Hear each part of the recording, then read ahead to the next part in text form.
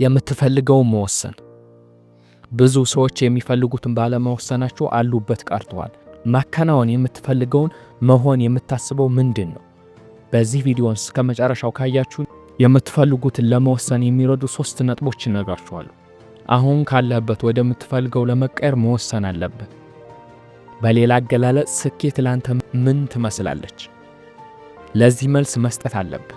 ብዙ ሰዎች የሚፈልጉትን የማያገኙት ዋናው ምክንያት የሚፈልጉትን ስለማይወስኑ። ቤን ስቲን ተዋናይና ደራሲ ምን ይላል መሰላችሁ? በህይወትህ ልታገኝ የምትፈልገውን ነገር ለማግኘት እጅግ አስፈላጊ የመጀመሪያው ደረጃ የምትፈልገውን መወሰን ነው ይለናል። ሕፃን ሆነህ ሳለ የምትፈልገውን ማወቅ ጀምረህ ነበር።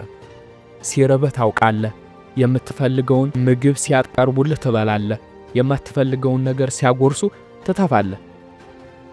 እያደግህ ስትመጣ ግን በሰዎች ተጽዕኖ ውስጥ ትወርቃለህ። ሕፃን ሆነህ ግን የምትፈልገውን ነገሮች ሳፈራ በኮንፊደንስ መናገር ትችላለህ ያኔ። አሁን ግን እያደግህ ስትመጣ በሰዎች ተጽዕኖ ስር ትወርቃለህ። ለሰዎች ስትል ብዙ የምትጠላቸውን ነገሮች ማድረግ ትጀምራለህ። እያደግህ ስትመጣ እንዲህ ይሉሃል፣ ስለምትፈልገው ብዙ ነገሮች ማግኘት አትችልም ይሉሃል። ገንዘብ ዛፍ ላይ አይበቅልም ይሉሃል። እውነት እኮ ነው። ራስን እንጂ ስለማንም ማሰብ አትችልም ይሉሃል። ራስ ወዳድ ነህ ወይም ራስ ወዳድነትን አቁም ይሉሃል። የምትሰራውን አቁምና እኔ የምፈልገውን ስራ ይሉሃል። የሌላውን ሰው ህልም ተከተል ይሉሃል።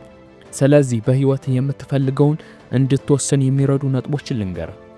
የመጀመሪያው የምትመርጠውን አይነት የህይወት ራዕይ ግልጽ አድርግ።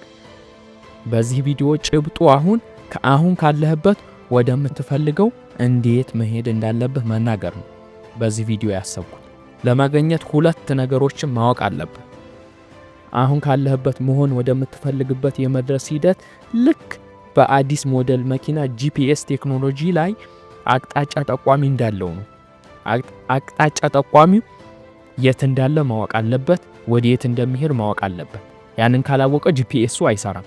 ልክ እንደዛ አንተም ያለህበትን ወዴት መሄድ እንደምፈልግ ማወቅ አለበት። እሱን ነገር ካላወቅ ጂፒኤሱ ልክ መኪናው ላይ ያለህበት ስላወቀ ጂፒኤስ አለው፣ ሎኬሽን አለው። ልክ ስትጽፍለት ወደምትፈልገው ቦታ ይወስዳል። ልክ እንደዛ ያለህበትን ማወቅ አለበት። በህይወት ውስጥ ስኬትም በተመሳሳይ መንገድ ነው የሚሰራው። ማድረግ ያለብህን ራዕይ ግልጽ በማድረግ የት መሄድ እንደምትፈልግ መወሰን፣ አድራሻውን ደግሞ ግብ በማስቀመጥ የምትደርስበት ግብ መኖር አለበት። በመረጋጋት ደግሞ በአይነ ህሊናህ ለማየት መሞከር አለብህ። በአይነ ህሊናህ መሳል አለብህ። በትክክለኛ አቅጣጫ መንቀሳቀስ መጀመር አለብህ ነው። ስለዚህ የምትፈልገውን መወሰን አለብህ። በህይወት ስኬታማ ለመሆን የምትፈልገውን መወሰን አለብህ። ቪዲዮውን ታግሳችሁ እስከ መጨረሻው ስላያችሁ በጣም ነው የማመሰግነው። ቪዲዮ እንደሚጠቅማችሁ ተስፋ አደርጋለሁ። ለዚህ አስተማሪ ቻናል አዲስ ከሆናችሁ ሰብስክራይብ፣ ላይክ እና ለምትፈልጉት ሰው ሼር በማድረግ ተባበሩኝ። እያደረጋችሁ ላላችሁ አመሰግናለሁ። በቀጣይ ቪዲዮ በሌላ ሐሳብ እስክንገናኝ ይመቻችሁ።